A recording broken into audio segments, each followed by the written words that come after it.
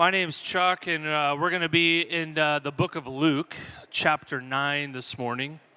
Evan, that might have been the funniest announcement you've ever given, by the way. Yeah, and anybody else notice that all the Bible studies are super early in the morning? And then we start church late. This is fascinating. Like every week. Yeah, I'm a morning person, but you guys should come check that stuff out. I probably will too. We're in Luke 9. If you have a Bible, you could turn there. The verses that I'll be walking you through this morning will be on the screen as well, so don't worry if you don't have a Bible, but we'll walk you through it. We have moments in our lives that we all have, but we usually don't name them in the moment. I'm talking about when things feel like uncertain, or you feel like out of control. Maybe you don't know what's coming.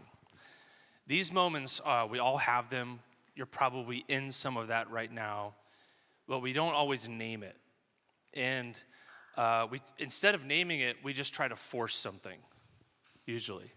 Because when we're out of control, we're uncertain, we try to control things. So we try to get answers. You're pushing for clarity. You're trying to force maybe even a relationship. You try to force somebody to do something that you want them to do so that you feel certain about something. We all have these kind of moments in our lives. And the funny thing is that, it often doesn't work out the way we wanted it to. It's not comfortable and it's hard. And especially if there's somebody that you love struggling. That uncertainty causes you to try to take control. I went through this with my daughter, Karis, her first year in college. And by the way, I share this with her permission, just to be clear, because this is a very personal thing. When you go away to college, it's supposed to be this fun, exciting, new adventures, new friendships, new relationships, new environment, new independence, all the things. My middle daughter, Hope, had that experience. I go pick her up tomorrow from Boise State. She's had that experience. Karis, it was a bit of a nightmare. Come to find out, it really boiled down to a number of different things, but her roommates were harsh. The environment felt really heavy. Things kind of started to spiral to a place where she actually started to have panic attacks, like real ones that like conversations don't fix. And she's 996 miles away. Not that I ever checked her location on Find My iPhone. Because I'm not that kind of parent, But the truth is, I did check because there were times when she'd call me and she had to pull over the car on the side of the road because she couldn't control her body. Or there was times when she was behind a building on campus, not understanding what's happening to her body. So we spent, I don't know how many nights, Karis here, but like 2, 3 in the morning, talking on FaceTime, playing worship music, praying. Like, this was a horrible time. And I was, as a dad, I wanted to do what dads do. Like, we fix stuff. We just fix it. And even when we're not supposed to, and even when our wives don't want us to, we just like fix it. But what was interesting is like, what was painful is that nothing I could do, no conversation I could have could fix the issue. Now, if you know me, I'm going through scenarios in my mind. I might not share it all, but like I'm going, do we switch roommates? Do we move her off campus? Do we move her home? Like I got 146 different scenarios in my mind. I'm trying to process everything. My girl's hurting, 996 miles away, not that I ever checked. And I'm trying to figure out what decision do we need to make. I'm not afraid of making a wrong decision. I'm afraid of not making one. And I'm okay making a decision and then just working hard to make it the right one. That tends to work really well in leadership and in organizations. If you own a business, that's probably how it's going to work best for you. In this situation, though, there's nothing that I could fix. Turns out you can't control everything. Shocker. But I remember sitting there one night, and we got off a call, and it was probably, it was 2 or 3 in the morning. And I realized that I had never admitted that I didn't have control. It's not like I didn't know that I couldn't control her environment or what's happening in her body or how people treated her. Of course, I knew all that, but I never admitted it to the Lord. And so I had this moment where I says, I can't control her environment. I can't control what's happening in her body. I can't control how people are hurting her. And I just verbalized it. And it's really healthy to do that, by the way, to recognize that you don't have control. It's like naming the moment. We have these moments, but we just don't name them. We just try to force it. And in this time, I was trying to name it, and it's good for me, but I still wanted to control the moment. Here's why. Because control feels like safety. Control feels like progress, like we're getting somewhere here. The most confusing thing as a parent is that control feels like love. I love her. I want to fix this. I want to control it. And as a parent, I have an adult child. You're trying to figure out, what the heck do I say? I don't know. When do you just let it go? When do you let them figure it out? And when do you just take control and fix it? That's the never-ending story of parenting, right? But we all have these moments. And the more I try to control that moment, the more I started to lose my mind. In vulnerability, I'll tell you, I cried more in that late September through November, probably more in those couple months than I did the 20 years prior. It was horrible. And worse for her. And Barbara and I are trying to figure out, what do we do? I think that you've felt these kinds of moments before. You might have felt them with your kids if you have them. If not, maybe in a relationship. Maybe you feel these moments at work where things are changing and you can't control it. They're uncertain. You maybe face it with your future. You want to control the moment because it feels safe. It feels like progress, and oftentimes it feels like love, maybe even like we're protecting the right thing. We all like to have control for a number of reasons. And here's what the issue is. It's even when it's a good thing, and this instinct to try to control what feels uncertain is exactly what we're going to read about in Luke chapter 9. We're going to follow Jesus and the disciples through 4 different scenarios, and all of them are trying to control the moment. But here's the point that I want all of us to go home with today. It's very simple. You cannot follow Jesus if you're trying to control the moment. You're going to miss the mission, and you're going to miss, more importantly, him. And I think we're going to see that. So if you go to Luke chapter 9, we're going to start off at verse 28. And when we see this, we're going to see Jesus, disciples have been walking with Jesus, experiencing all this stuff, and they keep missing the mission because they're trying to control the moment. And here, that's the point I want you to go away with today. The first place we see this happening is on a mountaintop. It's not because they're rebellious. They're not trying to control out of rebellion. They're actually struggling to just understand the bigger picture of what's happening because they're focused on the moment and they're trying to control it. So let's go to Luke chapter 9, verse 28. We'll start reading here.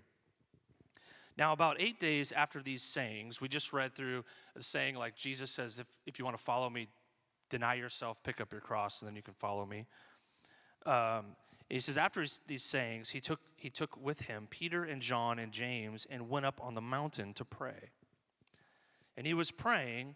As he was praying, the appearance of his face was altered, and his clothing became dazzling white. And behold, 2 men were talking with him, Moses and Elijah, who appeared in glory and spoke of his departure, which he was about to accomplish at Jerusalem. That's the mission. Jesus has the mission of Jerusalem in mind. They're getting caught up in moments. What's in Jerusalem? The cross. We're going to get there. But he has the bigger picture in mind. They're losing it in the moment. Now, Peter and those who were with him were heavy with sleep, but when they became fully awake, they saw his glory in the 2 men who stood with him. And as the men were parting from him, Peter said to Jesus, Master, it is good that we are here.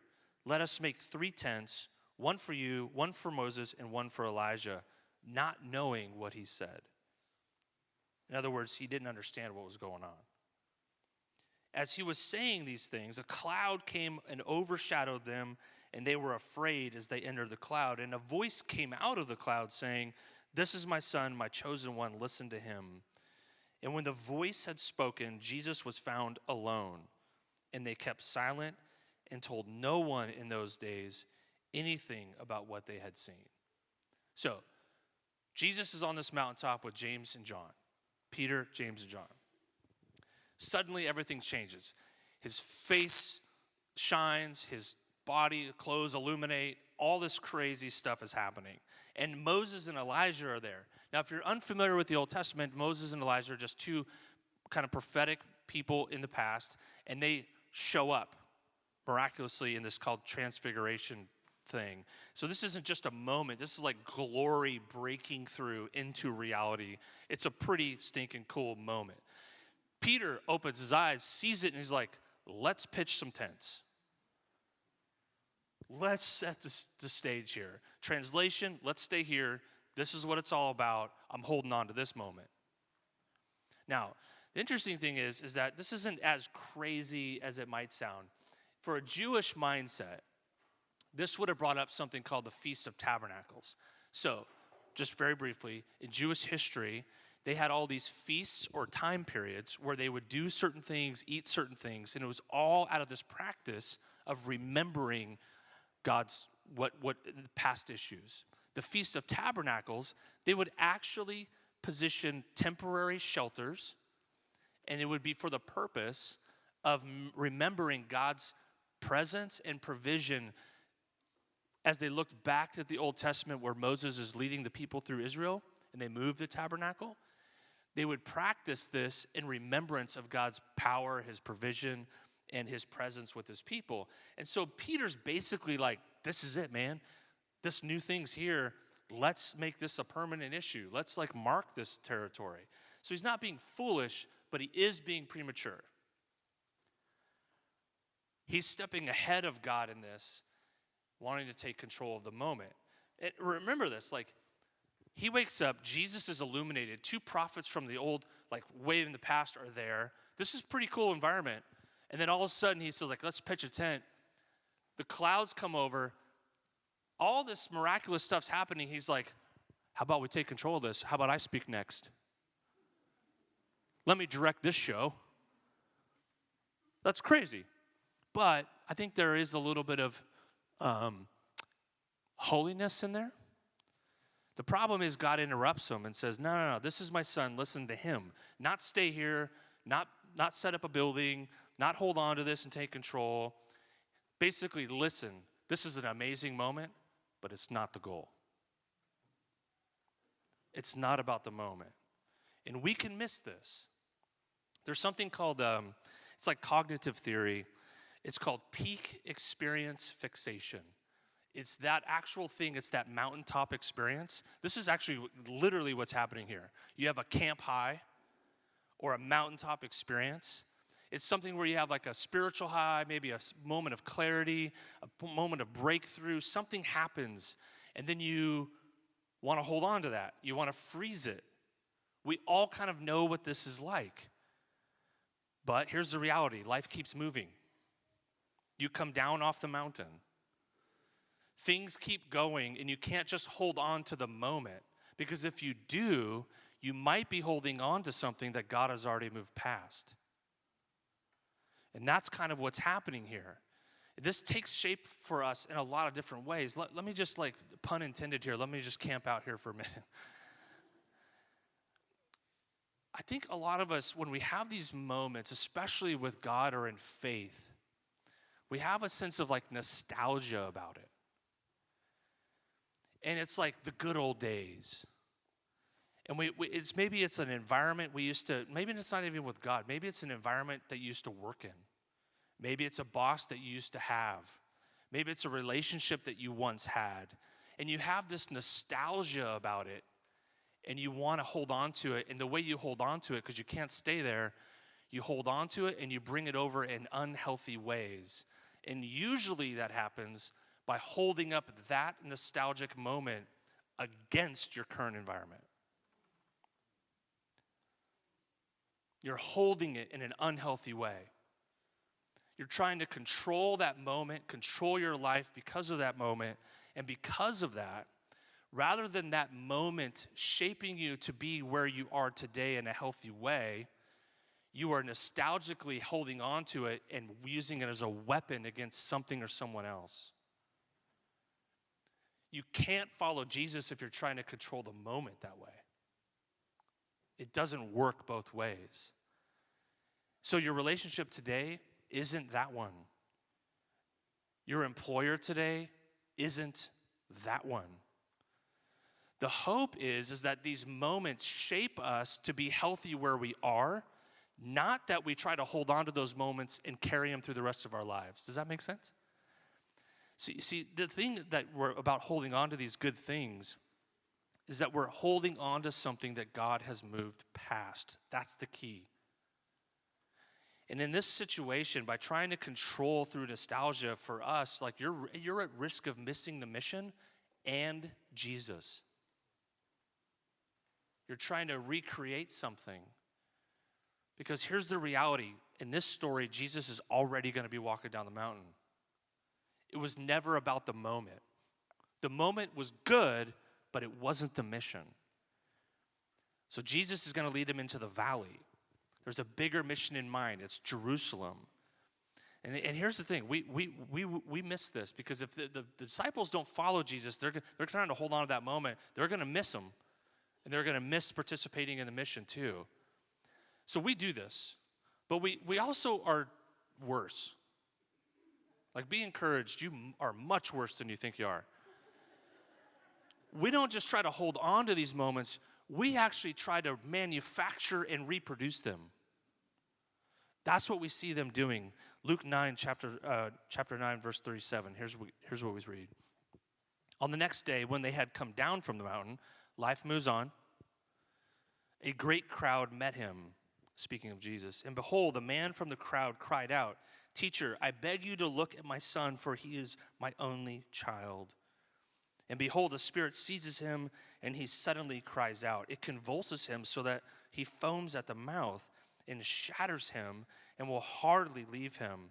And I begged your disciples to cast it out, but they could not. Jesus answered, "O faithless and twisted generation, how long am I to be with you and bear with you?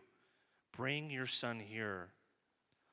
While he was coming, the demon threw him to the ground and convulsed him. But Jesus rebuked the unclean spirit and healed the boy and gave him back to his father. And all were astonished at the majesty of God. That's what miracles do. They point to the Lord and his power, his provision. So they come down from the mountain, and there's immediately chaos. This father's desperate. Of course he would be. Duh. The boy is tormented, doesn't know how to navigate the situation, needs help. He's out of control. He needs intervention.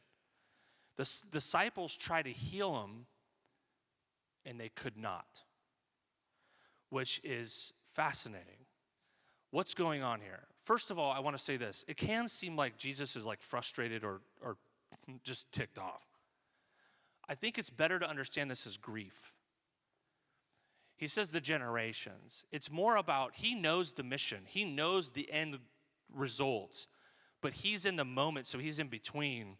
And he's frustrated, like, how long is faithfulness and trust going to be an issue? Like, it's a grief. But what's interesting is like, these are the disciples. If you go back and even just the same chapter 9, they're the ones going and healing people and casting out demons. So what's different here? Like, why can they not do it?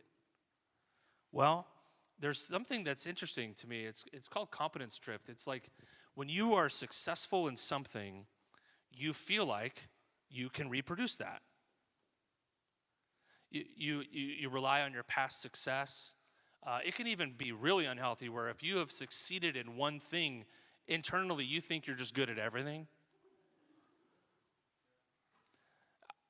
They try to manufacture and reproduce what they've done in the past.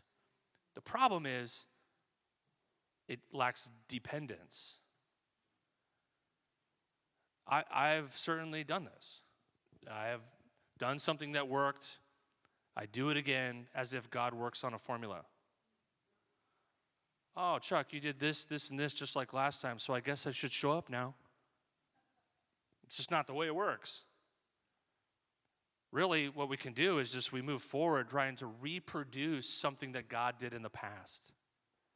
We actually try to manufacture it, and we're guilty of this in the church.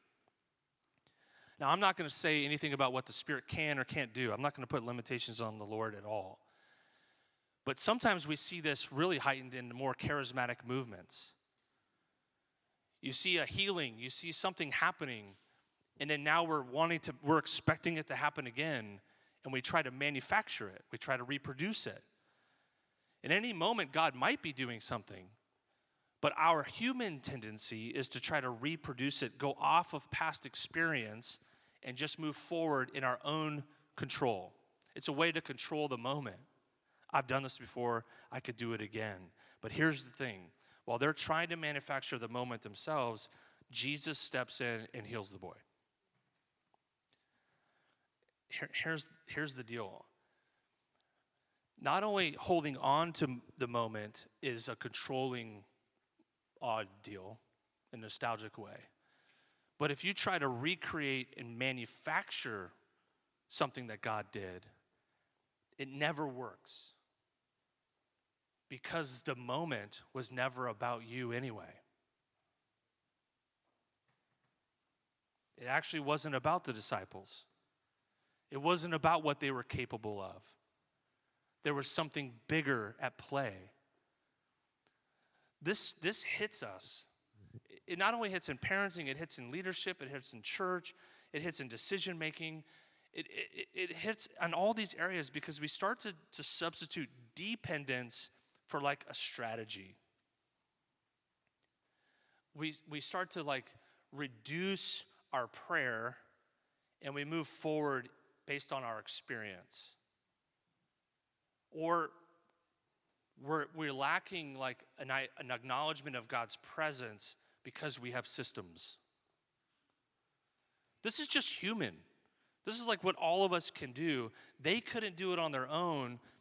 This time, what Jesus empowered them to do in the past. So here's the thing. Don't hold on to these moments. God may have used you in the past. Awesome. Don't expect it again. He might choose to use you, but don't lose your surrender. Don't lose your dependence. Don't lose your prayer because you just can't manufacture it. So instead of processing this and giving up control, the disciples move on to controlling in a third way that, unfortunately, you and I can agree with or resonate with. Verse 44, here's what it says. But while they were all marveling at everything, this is so cool, Jesus heals this guy. Everything he was doing, Jesus said to his disciples, let these words sink into your ears. I think of George Bush. Read my lips, that guy. Probably just aged myself right there, sorry. The Son of Man is about to be delivered into the hands of men. Mission. There's a bigger picture happening that Jesus is trying to get across. Here's the deal. But they did not understand this saying, and it was concealed from them so that they might not perceive it, and they were afraid to ask him about this saying. They're not seeing the bigger picture mission because they're focused on the moment. An argument arose among them as to which of them was the greatest. But Jesus, knowing the reasoning of their hearts, took a child and put him by his side and said to them, whoever receives this child in my name receives me, and whoever receives me receives him who sent me. For he who is the least among you all is the one who is great. John answered, Master, we saw someone casting out demons in your name, and we tried to stop him because he does not follow with us. But Jesus said to him, do not stop him, for this one who is not against you is for you. So, okay, So Jesus is going like, okay, you guys, I'm going to be betrayed. Big picture mission. And they go, who's the greatest? Like, really? Like, this is where we're at? So they kind of did understand. They understood that Jesus wasn't going to be there. And now they're like posturing. Who's the greatest? They're like positioning. It's fascinating to me because Jesus is talking about suffering and they're talking about status. Where do I fit? Now, this is actually more human as I think about it. In group dynamics, you probably experience this at a workplace, for instance. When things are uncertain or confusing, there's going to be a change and you have some insecurity in there. Guess what you start doing? You start posturing. Because when you're uncertain about the future, you try to find a place. That's the way you're getting control. So your boss says, we're going to do a reorg. You start posturing. Where do I compare to her? What does she do? What do I do? What's my job? You start posturing. You're trying to find a place because it's uncertain and it's a way you feel a sense of control. You're trying to find a place. So from a human perspective, from our perspective, we look at this and go, really, dude, you're just thinking about who's the greatest? From a human horizontal perspective, they just are uncertain. And they need to know who's going to lead this thing. So it's not as crazy as we think, because when you don't understand change, you try to secure your place. We compare ourselves. We operate out of insecurity. We all know these feelings, but we don't always name it as control. We all have these moments. They don't understand what Jesus is saying, so they're wondering what their place is. And here's Jesus' response. He brings a little child, and he says, unless you become one of these, like these, that's when you're the greatest. Now, here's the thing about a child, especially in ancient Israel. They had no voice, no leverage, no status, no control. A child doesn't seek control of their larger environment because they know ultimately they won't give it. Unless you as a parent give it to them. That's up to you. But what Jesus' point is like this child isn't trying to get control because he already knows he doesn't have it. You got to become like one of these. It's this idea of surrender. So then John says, well, rather than processing this, first thing, okay, cool. So we saw some people casting out demons and we try to stop them. Is that cool? And Jesus is like, no. You don't control who I work through. You don't get to guard that. You're not the gatekeeper of who I work through. We do this in the church. We do this at work. We do this in a lot of different places. I've had people do it to me. We don't get to control who God uses. And so Jesus is hitting it again. Don't stop them.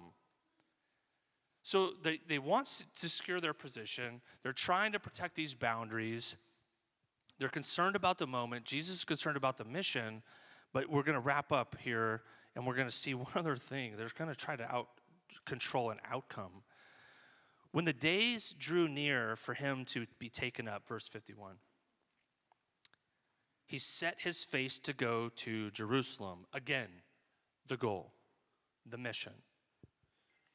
And he sent messengers ahead of him who went and entered a village of the Samaritans to make preparations for him. But the people did not receive him because his face was set toward Jerusalem. I think there's being a point made here. He's deadlocked on the mission. It's bigger than any moment. And when his disciples, James and John, saw it, they said, Lord, do you want us to tell fire to come down from heaven and consume them? But he turned and rebuked them, and they went on to another village.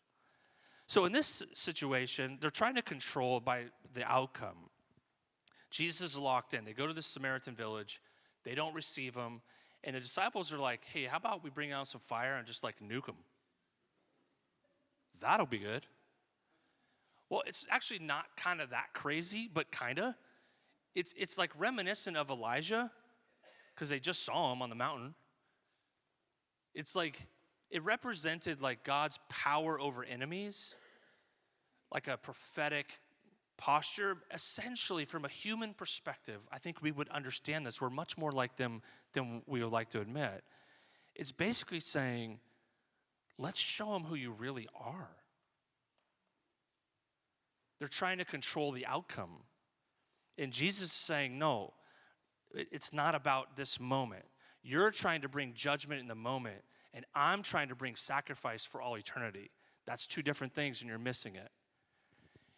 When we try to control the moment, we are going to miss the mission, and more importantly, we will miss Jesus because he keeps moving. Jesus is moving in a different direction towards humility and surrender and sacrifice and self-forgetfulness. So let me just walk through this one more time. On the mountain, they're trying to hold on to a glorious moment, a good thing. The problem is if you hold on to those, you're going to miss Jesus because he's going to move past it. It's meant to shape you, not like be your foundation for the rest of your life. The second thing is they go into the valley and they're trying to reproduce and remanufacture what God did through them in the past. And the lesson there is that you can't remanufacture, reproduce what God did through you in the past because it was never actually about you. Then they have this argument like posturing and positioning. Who's the greatest? Who's the leader here? Well, if you're trying to secure your place, you might miss the mission. Because your place is in a moment. Jesus is headed towards the mission. And on the road, they try to control this outcome. So they're trying to shape things into what they think it should be. Do you see that? Here's the problem. The main problem is if you look at all these scenarios, they're trying to control the moment because at the center is them.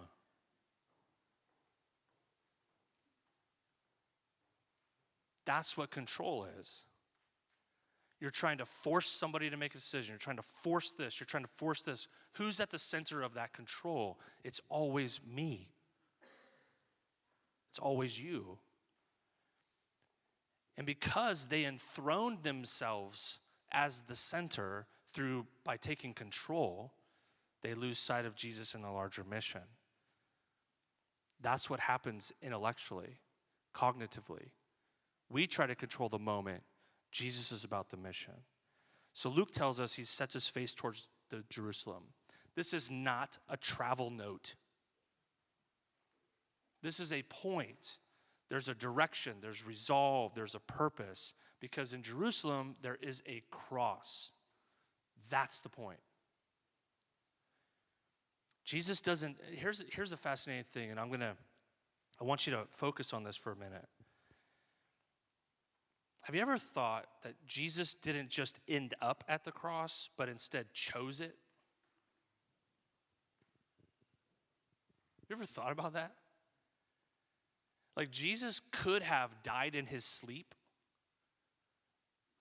gotten buried, and still rose from the grave.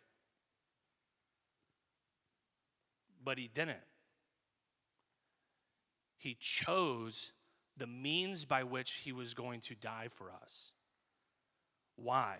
Because the cross speaks louder than sleep.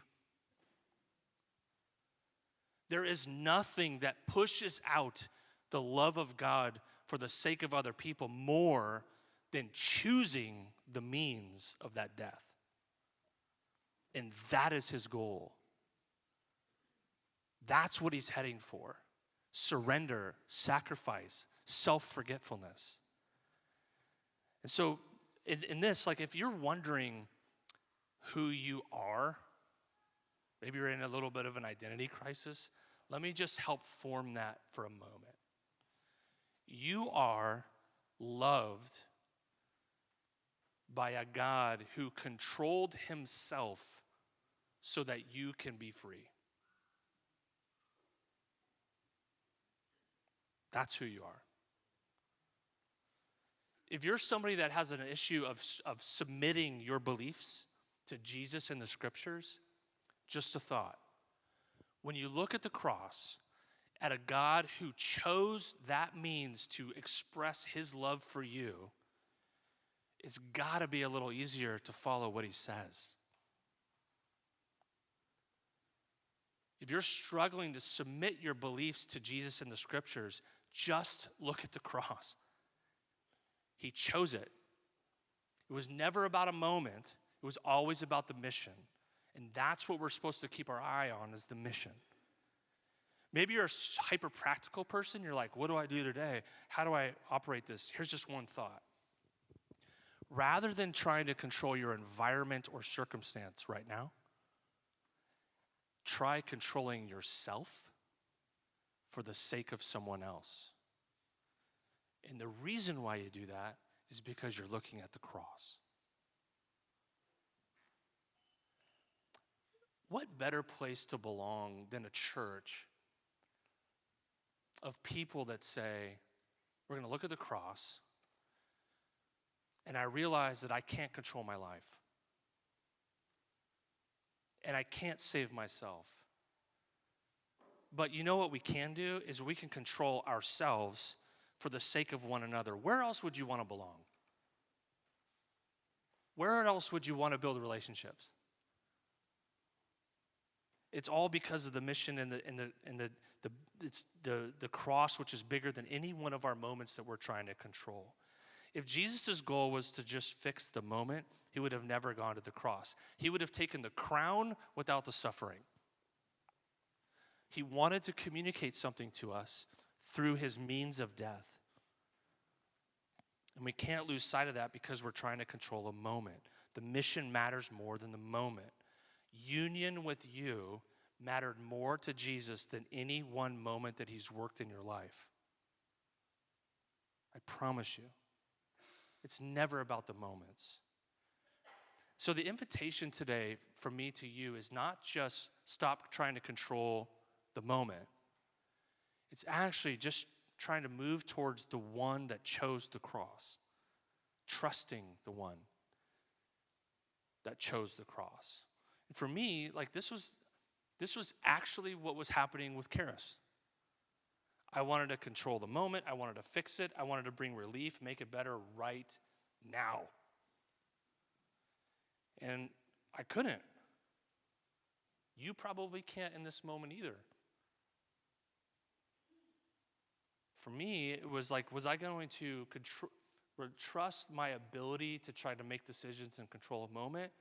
Or was I going to trust God in the middle of it?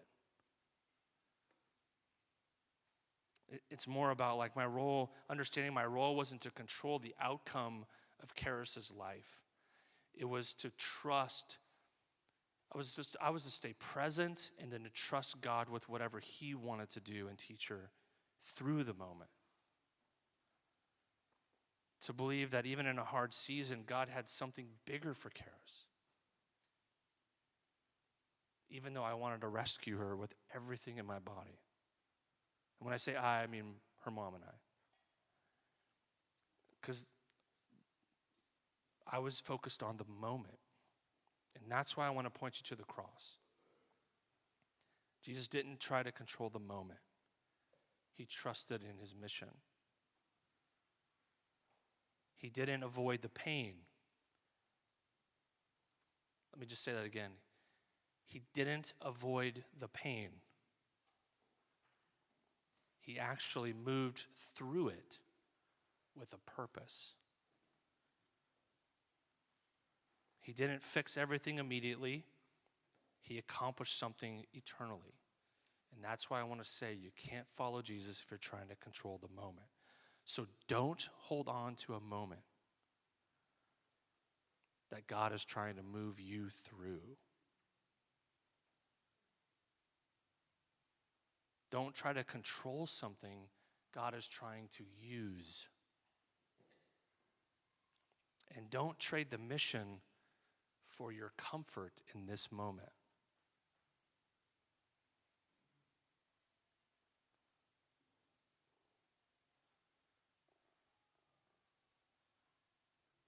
This moment might feel really, really big for you. But it is not the mission.